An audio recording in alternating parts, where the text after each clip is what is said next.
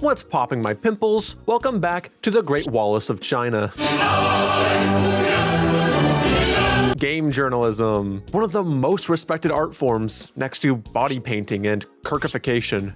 While most people see game journalism as nothing more than reviewing the latest titles, alongside struggling to finish a tutorial, back in the 90s to 2000s and even some of the 2010s, you'd have magazines hyping up the newest releases, revisiting the classics, and offering a little cheeky commentary in between. A year or so ago, somebody dug up an old UK Xbox World magazine from 2003 and reintroduced to the world what is arguably the worst piece of Sonic the Hedgehog journalism. Introducing Xbox World's coverage of Sonic Heroes. But before we dive into this, if you haven't already, make sure to subscribe to the channel for more content like this. Now, while you got great pieces of information around this spread, like birds fly around the levels, this isn't much of a fact, but it made us go, ooh, birds, and smile briefly. Alongside sucking away and grinding, Sonic Team is just mad for it. That's not where our main focus lies with this coverage. That honor, or I guess dishonor, goes to this section in the middle, titled Where the Hell is Mecha Sonic, giving a rundown of all 12 playable characters for the uninformed. And boy, oh boy, do they give a rundown, all right. We like Rouge the Bat, probably because she's got tits and she looks really dirty, which is what we like in bats, we're afraid. I do not want to be around this man when National Geographic comes on. Dude's probably gonna start breathing real heavy, like in the Cheeto dust off his chapped British lips. I know a lot of people joke around about Rouge being sexy because that's what she's supposed to be. You know, she's a femme fatale who uses her appeal to seduce those into giving her what she wants. You know, girl boss type shit. But these writers really start to get into the thick of it from here. The first outfitly goth Sonic character, Rouge, is a kinky archaeologist who wants the troublesome Chaos Emeralds for herself. I'm gonna stop with this accent, bro. It's not working out. This dude's writing about Rouge being goth as if she came out as a lesbian. The first openly goth Sonic character, you know?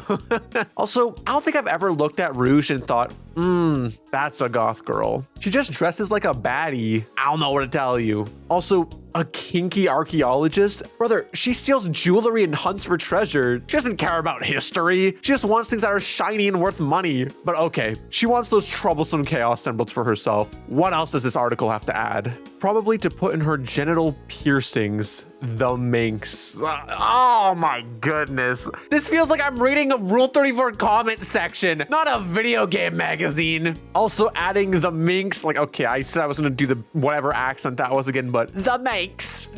That makes this feel so British. It pisses me off. Well, since we're here, we might as well rip off the band-aid and see what they said about Amy, alongside just Team Rose. Team Rose, the girls, and Big the cat, their gay best friend. Yeah, that still holds up. That actually reminds me, there's actually an artist on Twitter known as O Postures who is known for making ship art between Big the cat and Shadow. Such a strange pairing. I'd never imagined them together, but they're deep into this pairing, alongside being an Oilers fan. Of course, this dude's from Edmonton. At least their hockey team's in a better position than the damn Vancouver Canucks.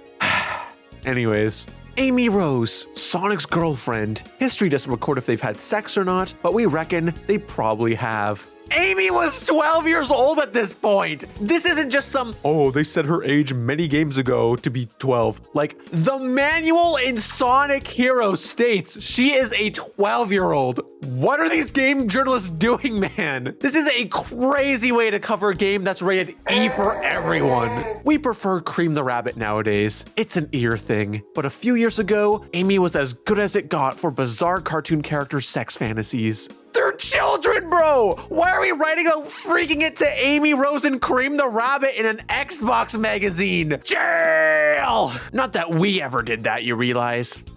Never mind, guys. False alarm. Bro, this is the type of information you'd have to torture somebody to hear. But this dude just does not care. He'll put it out in the open for everyone to read in a magazine. I feel like I need to catch my breath after this. Thankfully, their comments on Cream the Rabbit, my goat by the way, were a lot more tame. We love Cream. We're being serious. That little fella with her is her pet / confidant / muse. She's the Chow, who attacks stuff to help her out. Describing Cheese as Cream's muse is such a funny image. Cheese is strong as hell the way he just destroys every one of Eggman's machines in Advance 2. He's probably Cream's personal trainer at this point. Dude, give her a few years, she'll be punching holes straight through concrete. We were all fearful of Vanilla when Cheese was the one we should have been keeping our eyes on this whole time.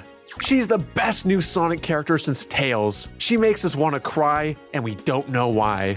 I hate that I'm agreeing with these guys, but bro, I love Cream, if, it wasn't obvious by how often I feature her in the gameplay of these videos. She was young Wallace Prower's childhood crush, and I look at her now with the type of love a parent has for their favorite child. Parents don't have favorite children, says the least favorite child. Since we're here, we might as well wrap up Team Rose and see what they say about Big the Cat.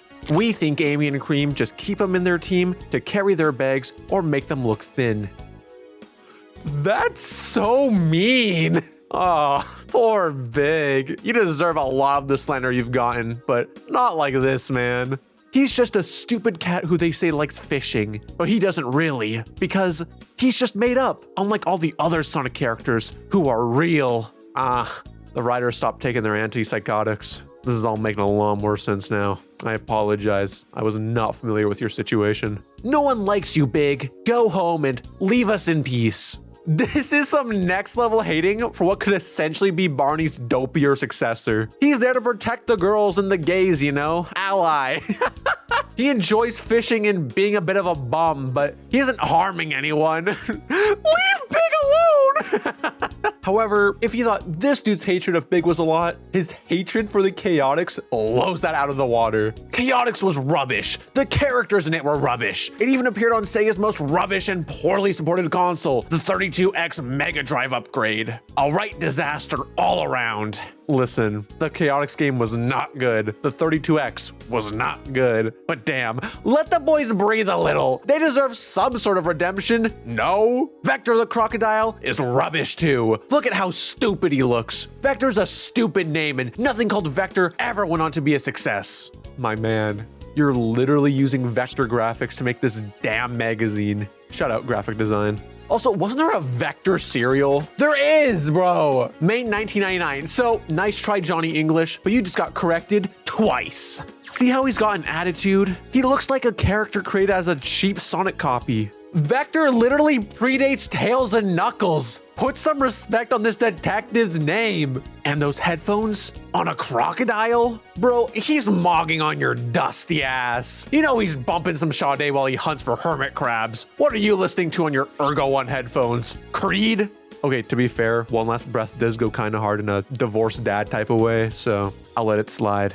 Arguably the funniest part of this article is when they get Omega confused with E102 Gamma. Like, I get that they're both robots with similar color palettes, but dude, come on now. One's built like a bloated robot twink while the other's built like a bulked up electrical tower. E102 eventually turns against its creator, funnily enough, before committing suicide in an emotional ending. Yeah, I can't front. That scene made me sob as a child. Even though I'd only known the little guy for a couple hours, I was moved to tears to see that little birdie fly out of that robot body and join his buddy. Makes me feel bad for Amy's bird having that big ass emerald around his neck.